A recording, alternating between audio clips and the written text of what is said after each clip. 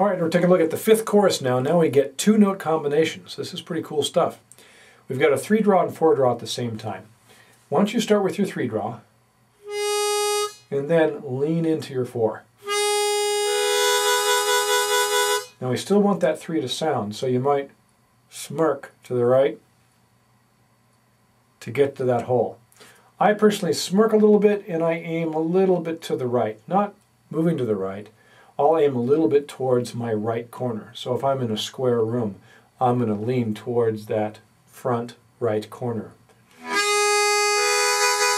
So I smirk and kind of lean in on and slightly to the right on the harmonica. Let's try that.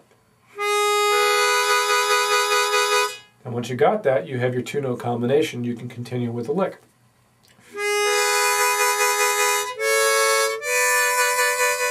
The biggest challenge at first is just to know if you're on the right holes or not as you're playing this. So by starting with the 3-draw, the sound you're used to hearing, because this is the same lick if you look at it,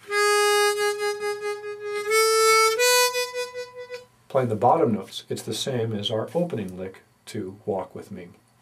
Now we have the 2-note combination.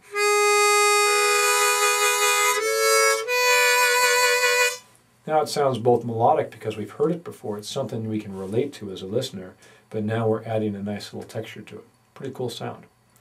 So here's how our first lick goes. Now here I just started with the 2 notes. Once you've dialed it in and you can start with those 2 notes, go ahead and do that. A little side note though, it's not uncommon to start with the bottom note and then bleed in. Sounds nice to do that as well. That was my 4 with a little bit of 5. First lick.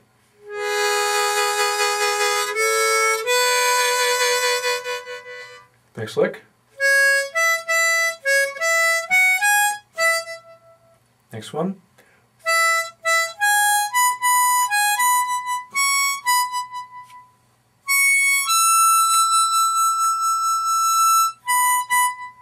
A lot of players, even experienced players, don't spend time on the high end. In a lot of our study songs, we'll spend time on the high end just because it sounds great and it's not any more difficult than the low end of the harmonica.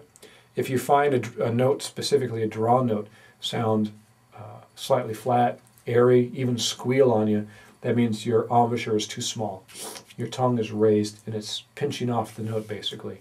So remember to have that warm, open, relaxed embouchure when you play that. Let's play that with the music. We're going to go ahead and go back to 16% slow here. Here we go. 2, ready, go.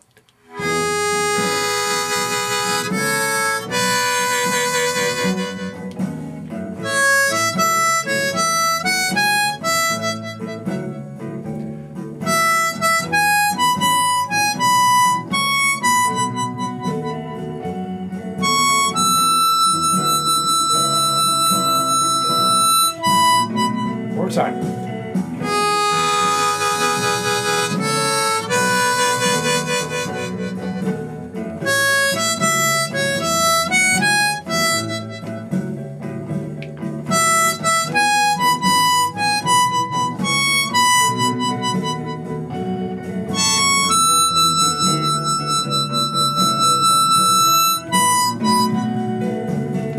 Notice I made a little mistake at the end.